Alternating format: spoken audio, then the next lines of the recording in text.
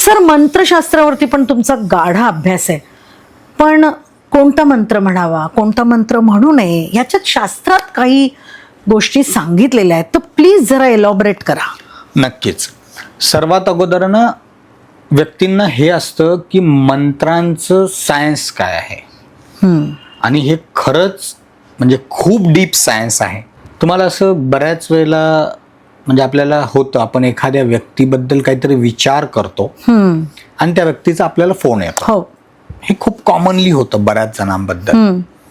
आता हे काय सायन्स आहे, हे कुठे इव्हॉल्व्ह नाही झालेलं. सेम सायन्स मंत्रांबद्दल आहे की मी एखाद्या ग्रहाला माझ्या मदतीसाठी बोलवतो, राईट.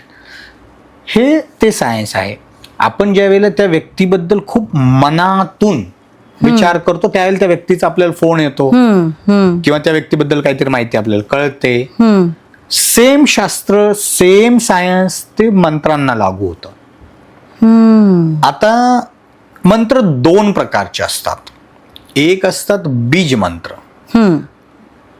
आता बऱ्यापैकी लोकांना हे बीज मंत्र म्हटलं टेक्निकल होऊ शकतं, पण ज्या मंत्रांमध्ये ते रूम, हिम, क्लीम हे जे वर्ड्स असतात हे बीज मंत्र आहेत. तर हे मंत्र ग्रहांना आपल्याकडे बोलावण्याचे मंत्र आहेत. ग्रहांना आपण आपल्याकडे बोलवतो, आवाहन करतो, अशा टाईप समजू शकता तुम्ही. तर हे मंत्र त्याच वेळेला म्हटले पाहिजेत ज्या वेळेला तो ग्रह कुंडलीमध्ये उच्च अवस्थेत असेल किंवा चांगल्या अवस्थेत असेल. अँड अगेन मंत्र सुद्धा त्याच ग्रहाचा म्हणला जातो ज्या ग्रहाची अंतर्दशा चालू आहे. जर तो ग्रह चांगला आहे तर बीज मंत्र म्हणावेत. जर तो ग्रह वाईट आहे, कुंडलीत चांगला नाहीये, तर एक दुसरे मंत्र असतात, त्यांना म्हणतात गायत्री मंत्र किंवा शांती पाठ. तर एखादा ग्रह माझ्या आयुष्यामध्ये खूप उलथापालथ करतोय, तो कुंडलीत खूप खराब आहे, मी त्याला नाही बोलवणार माझ्याकडे.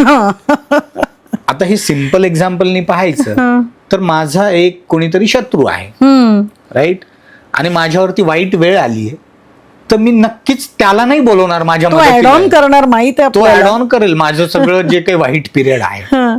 तर मी बेसिकली त्याला ऍटलिस्ट काय करेल, किंवा हा जो वाईट पिरियड आहे माझ्यासाठी, हा तर मला आता काढायचाच आहे, पण मी कुठेतरी त्याला तिथे शांत करेल.